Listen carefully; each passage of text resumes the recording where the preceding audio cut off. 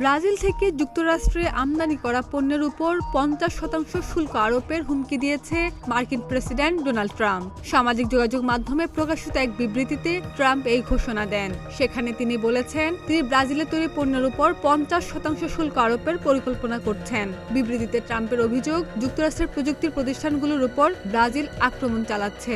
একই সঙ্গে ব্রাজিলের সাবেক ডানপন্থী প্রেসিডেন্ট জয়ির বোলসোনারোর বিরুদ্ধে রাজনৈতিক প্রতিহিংসামূলক মামলা দেওয়ার অভিযোগ করেছেন ট্রাম্প। ট্রাম্পের দাবি, সাবেক ব্রাজিলীয় প্রেসিডেন্টের বিরুদ্ধে চলমান বিচারের সমাপ্তি।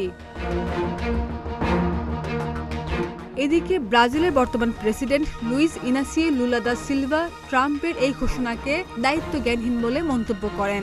জবাবে ব্রাজিলের প্রেসিডেন্ট বলেন, ব্রাজিলের উপর যদি শুল্ক বাড়ায় তাহলে তার দেশও পাল্টা ব্যবস্থা নেবে। তিনি ট্রাম্পের বিচার ব্যবস্থায় হস্তক্ষেপ প্রচেষ্টার বিরুদ্ধেও হুঁশিয়ারি উচ্চারণ করে বলেন, বিচারে ব্রাজিল কারোর হস্তক্ষেপ মেনে নেবে না, আইনের ঊর্ধ্বে কেউ নয়।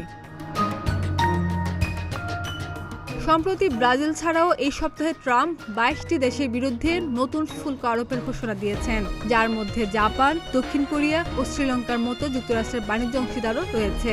তবে ব্রাজিলের ক্ষেত্রে ঘোষিত 50% শুল্ক অন্যান্য দেশের তুলনায় অনেক বেশি এবং তা পূর্ব ঘোষিত 10% হারের চেয়েও অনেক বড় বৃদ্ধি। ডেস্ক রিপোর্ট, প্রতিদিনের বাংলাদেশ।